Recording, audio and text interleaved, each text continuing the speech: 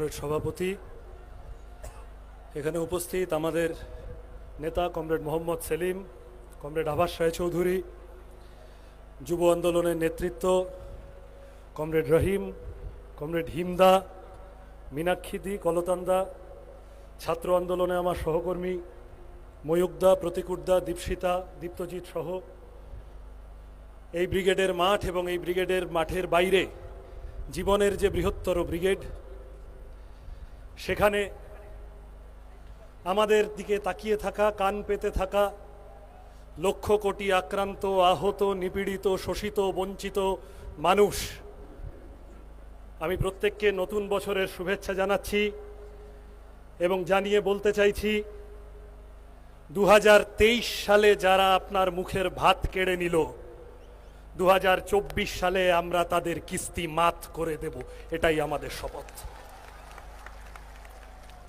যখন এই ঐতিহাসিক ইনসাফ যাত্রা এবং তার সমাপ্তিতে কুল ছাপানো ব্রিগেড সমাবেশের আহ্বান জানায় ডিওয়াইএফআই, অনেকে ভুরু কুচকেছিলেন, বলেছিলেন পারবে তো। একদিন একজন আমার মেসেজ করেছে, বলছে টিএমসি কে পাস एमपी है, एमएलए है, गुंडा है, पुलिस है, सरकार है, तुम्हारे पास क्या है? আমরা হাসি মুখে বলেছিলাম हमारे पास ये सफेद झंडा है और जब तक ये है यही काफी है हमारे। এখন এই ঐতিহাসিক ইনসাফ যাত্রা 20 লক্ষ মানুষকে জুড়ে নিয়ে আজ এই বিপুল ব্রিগেড সমাবেশে আমরা সবাই সম্মিলিত হয়েছি। যারা আগে বলছিল ছোটরা পারবে তো, তারা এখন উল্টো গাউনি গাওয়া শুরু করেছে। এখন ভুরু কুচকে বলছে বড়রা কই? আমরা বলেছি বড়রা আছেন, ঠিক আছে, लेकिन बाप को हाथ लगाने से पहले बेटे से बात करना पड़ेगा। আমরা ইনসাফ চাইছি, আমরা সুবিচার চাইছি। আমাদের রাজ্যে স্কুল কলেজে লাগাম ছাড়া ফি বাড়ছে, ডেভেলপমেন্ট ফি, অ্যাডমিশন ফি, ক্যাপিটেশন ফি, কম্পিউটার ফি, লাইব্রেরি ফি, তোলাবাজি ফি, ঢপবাজি ফি, রংবাজি ফি, হাজার হাজার টাকা বেসরকারীকরণ হচ্ছে একের পর এক স্কুল কলেজ। আমাদের হোস্টেলগুলোর ভয়ানক অবস্থা, বিশেষত আদিবাসী হোস্টেল, সংখ্যালঘু হোস্টেল। মৌলানা আজাদের নামে ফেলোশিপ, স্কলারশিপ তুলে দিচ্ছে সরকার। মিড ডে মিলে শৈশব চুরি হচ্ছে, চাল চুরি হচ্ছে, ডিম চুরি হচ্ছে। আমাদের শিক্ষকরা সব ধর্মতলায় বসে আছেন, স্কুলগুলো ফাঁকা হয়ে যাচ্ছে। পিসিমনিয়ারা বিটকেল বল রাখা জামা দিয়েছেন, একবার কাচলে অর্ধেক হয়ে যাচ্ছে। এরা সাইকেল দিয়ে খুব বগল বাজাচ্ছ, সাইকেলে চড়ে যাবে কোথায়? স্কুলটাই তো কেড়ে নিয়েছে সরকার। 8000 স্কুল বন্ধ হয়ে গেছে, 4 লক্ষ মাধ্যমিক পরীক্ষার্থী কমে গেছে, কলেজগুলোতে হাজার হাজার সিট ফাঁকা। আমাদের রাজ্যের ছেলেগুলো মাঝপথে লেখাপড়া ছেড়ে দিয়ে অন্য রাজ্যে কাজ করতে চলে যাচ্ছে। আমাদের রাজ্যের মেয়েগুলো কম বয়সে বিয়ে হয়ে যাচ্ছে, নাবালিকা বিবাহে শীর্ষের দিকে চলে এসেছে পশ্চিমবঙ্গ। জাতীয় শিক্ষানীতি, রাজ্য শিক্ষানীতি আমাদের শিক্ষা ব্যবস্থার সর্বনাশ করছে, মেরুদণ্ড ভেঙে দিচ্ছে গোটা প্রজন্মের। এই কথাগুলো বলবে কি? কাউকে তো বলতে হবে এই কথাগুলো।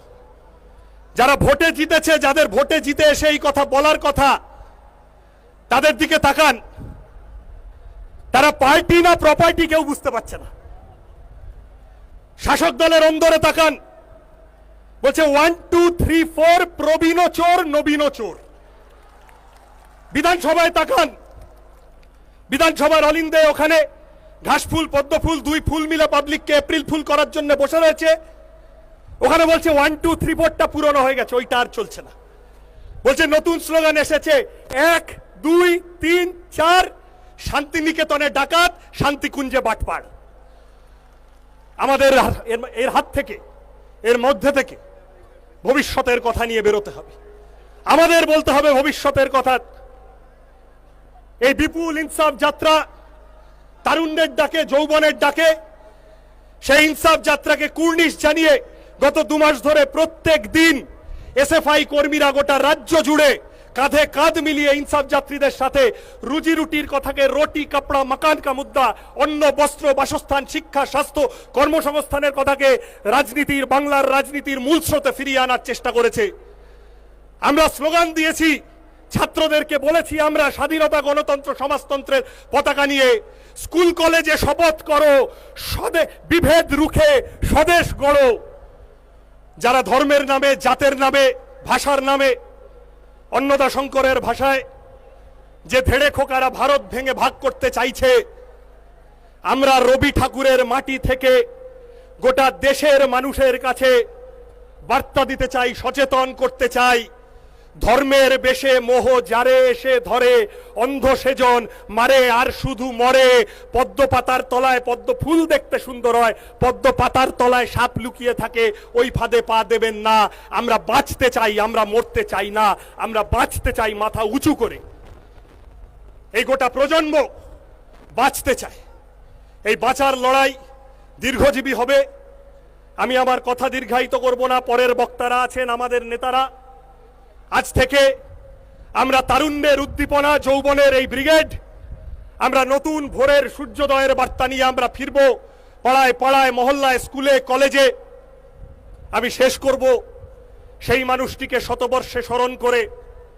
আজ থেকে 75 বছর আগে কাকদ্বীপে অহল্যামার মরদেহ দেখে যিনি কালজয়ী সেই লাইনগুলো লিখেছিলেন, আজকের ব্রিগেডে থাকলে সলিল চৌধুরী নিশ্চিত বলতেন, কার বাছার জোটেনি দুধ, শুকনো মুখ, এই ব্রিগেড তার। কার ঘরে জ্বলেনি দ্বীপ চির আধার, এই ব্রিগেড তার। খেতে কিষান, কলে মজুর, নওজওয়ান, এই ব্রিগেড তার। এই মিছিল সব হারার, সব পাওয়ার এই মিছিল। হও শামিল, হও শামিল, হও শামিল। নমস্কার।